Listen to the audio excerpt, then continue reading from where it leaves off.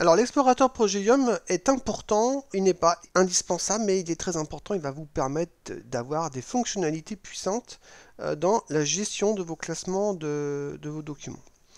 Alors c'est pour ça que c'est important de passer par le passage de la génération de l'explorateur qui peut durer effectivement un peu longtemps, mais ça ne dure pas si longtemps que ça dure à peu près 5 à 10 minutes et une fois que vous l'avez fait, vous êtes tranquille. Donc à partir de cet explorateur Progelium, vous allez pouvoir d'une part manipuler vos documents, vos répertoires, les renommer, les déplacer, tout en préservant vos liens de classement. Et ça, c'est très important. Ensuite, vous allez pouvoir faire des recherches sur le disque dur. C'est que si vous n'avez pas encore, si vous êtes dans une phase de classement, c'est que vous n'avez pas encore classé vos documents et que vos documents sont un peu pêle-mêle dans votre disque dur, vous ne savez pas trop où ils se trouvent, eh bien vous allez pouvoir utiliser la fonction de recherche intégrée donc au logiciel. Alors pour la recherche, vous avez deux fonctions de recherche, une fonction simple et une fonction approfondie. Maintenant, si je veux faire une recherche sur Program Files, il faut d'abord que je double-clique sur Program Files pour le faire devenir comme répertoire courant. Et vous voyez, Program Files apparaît en tête de liste. Donc c'est bien celui-ci qui est le répertoire courant, auquel cas je vais pouvoir faire des recherches dedans. Donc des recherches simples, par exemple je vais taper Intel, entrée, et vous voyez, il m'a trouvé deux sous-répertoires dans ce répertoire Program Files. Si je clique sur, par exemple, sur CC Cleaner, je vois que le répertoire CC Cleaner contient à la fois des répertoires qui apparaissent en gras et des fichiers. Si je veux masquer les répertoires, je clique sur R, vous voyez, et comme ça me permet de voir que les fichiers. Ça peut être pratique dans le cas où vous avez beaucoup de répertoires et auquel cas ça vous évite d'utiliser la barre de défilement à droite et de défiler pour voir les fichiers apparaître. Hein. Voilà.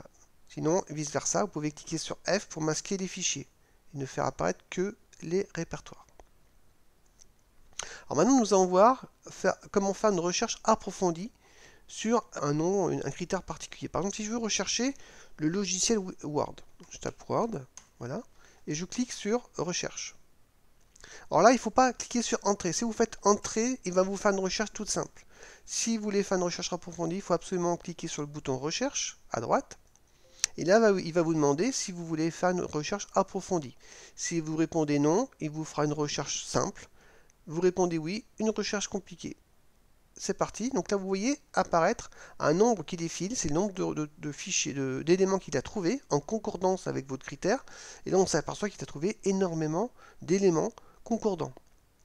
Et là, le petit bouton qui était jaune est redevenu blanc. Ça signifie que la recherche est terminée. Vous pouvez cliquer à tout moment sur ce bouton pour faire apparaître les résultats, même s'ils sont en cours de recherche.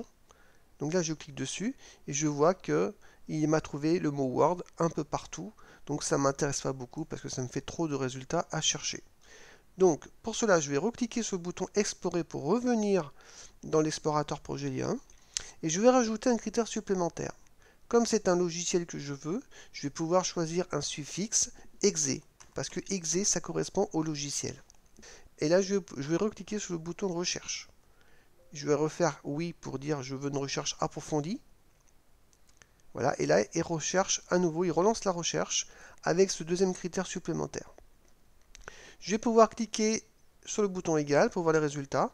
Et là, je vois effectivement que j'ai WinWord exe qui est contenu dans Program Files, Microsoft Office, Office 12. C'est bien ce logiciel qu'il me faut.